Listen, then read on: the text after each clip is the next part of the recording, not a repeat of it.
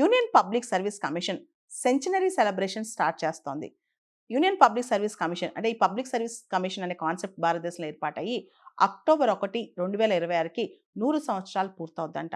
దీనికి సంబంధించి ఈ అక్టోబర్ 1, 2025 నుంచి సంవత్సరం పాటు రకరకాల ఈవెంట్స్ కండక్ట్ చేయనుంది. అసలు భారతదేశంలో పబ్లిక్ సర్వీస్ కమిషన్ యొక్క చరిత్ర ఏంటి?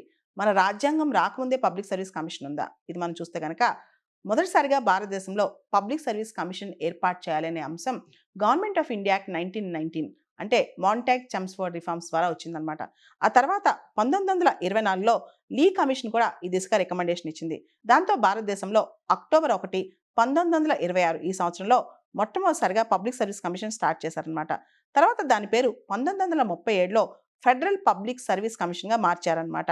అయితే ఎప్పుడైతే మనకి రాజ్యాంగం వచ్చిందో జనవరి 26, 1950 ఆ తర్వాత పబ్లిక్ సర్వీస్ కమిషన్ ఫంక్షనింగ్ పేరు కాస్త మార్చి యూనియన్ పబ్లిక్ సర్వీస్ కమిషన్ అని తీసుకొచ్చారు. మన రాజ్యాంగంలో ఆర్టికల్ 315 టు 323 315 నుంచి 323 వరకు కూడా పబ్లిక్ సర్వీస్ కమిషన్స్ అనే కాన్సెప్ట్ ఉంటుంది అనమాట. భారతదేశంలో యూపీఎస్సీ అనేది ఒక premier examination body, recommendation body అని వచ్చనమాట. మనకు తెలుసు ఇండియాలో మనం మెరిట్ సిస్టమ్ ఫాలో అవుతాం. అంటే ఎవరైతే ఎగ్జామ్స్లో టాప్ చేస్తారో, ఎవరైతే మెరిటోరియసో వాళ్ళని అంచెలంచెలుగా వాళ్ళని వడపోసి భారతదేశానికి అందిస్తే గొప్ప ఆఫీసులాగా యూపీఎస్సీ అనమాట. యూపీఎస్సీ అనేది కేవలం రికమెండేటరీ బాడీ అనమాట. ఎగ్జామినేషన్ రిజల్ట్స్ ఇస్తుంది అంతే. ఆ తర్వాత రిక్రూట్మెంట్ ప్రాసెస్ మొత్తం కూడా డిఓపిటి చూస్తుంది అనమాట. UPSC union public service commission అనే సంస్థ రికమెండేటరీ బాడీ, అది ఫైనల్ లిస్ట్ ప్రిపేర్ చేస్తాయి. వీళ్ళు సెలెక్టెడ్ క్యాండిడేట్స్, వీళ్ళందరూ రికమెండెడ్ క్యాండిడేట్స్ అని లిస్ట్ ప్రిపేర్ చేస్తాయి. ఆ తర్వాత వాళ్ళకి ఏ సర్వీసులు ఇవ్వాలి, ఏ క్యాడర్స్ ఇవ్వాలి, ఇవన్నీ కూడా DOPT department of personnel and training అనే మినిస్ట్రీ చూస్తా అనమాట. ఇక్కడ మనం గమనిస్తే కనుక యూపీఎస్సీ సివిల్ సర్వీస్ ఎగ్జామ్ మాత్రమే కాదు, రకరకాల ఎగ్జామ్స్ సిఏపిఎఫ్ ఎగ్జామ్ కావచ్చు, సిడిఎస్ ఎగ్జామ్ కావచ్చు, ఎన్డీఏ ఎగ్జామ్ కావచ్చు, జియో సైంటిస్ట్ ఎగ్జామ్ కావచ్చు, ఈపీఎఫ్ ఎగ్జామ్ కావచ్చు, ఇలా చాలా ప్రీమియర్ ఎగ్జామ్స్ కండక్ట్ చేస్తా అనమాట.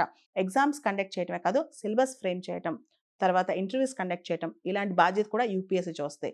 యూపీఎస్సీ వార్షికంగా అంటే యాన్యువల్గా తన రిపోర్ట్ తయారు చేసి ఏం ఫంక్షన్ చేస్తుందో ఆ రిపోర్ట్ని ప్రెసిడెంట్ సబ్మిట్ చేస్తాయి. యూపీఎస్సీ ఒకసారి యాన్యువల్ రిపోర్ట్ ప్రెసిడెంట్ సబ్మిట్ చేసిన తర్వాత ప్రెసిడెంట్ ఆ రిపోర్ట్ని పార్లమెంట్ ముందు పెడతారనమాట.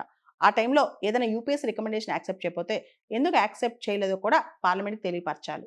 యూపీఎస్సీకి సంబంధించి డాక్టర్ బిఆర్ అంబేద్కర్ ఒక మాట అన్నారు, it's a watch dog of meritocracy in India అని చెప్పి.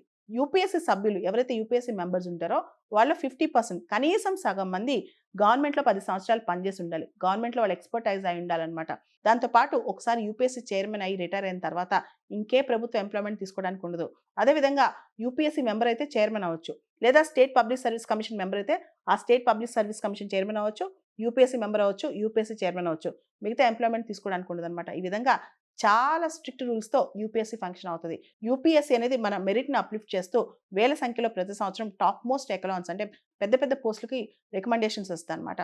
దాంతోపాటు స్టేట్ పబ్లిక్ సర్వీస్ కమిషన్స్కి ఏదైనా అవసరం అయితే వాటిలో కూడా యూపీఎస్సీ తన అడ్వైజ్ని కానీ తన యొక్క రిక్రూట్మెంట్ ప్రాసెస్ని కానీ సపోర్ట్ చేయొచ్చు అనమాట.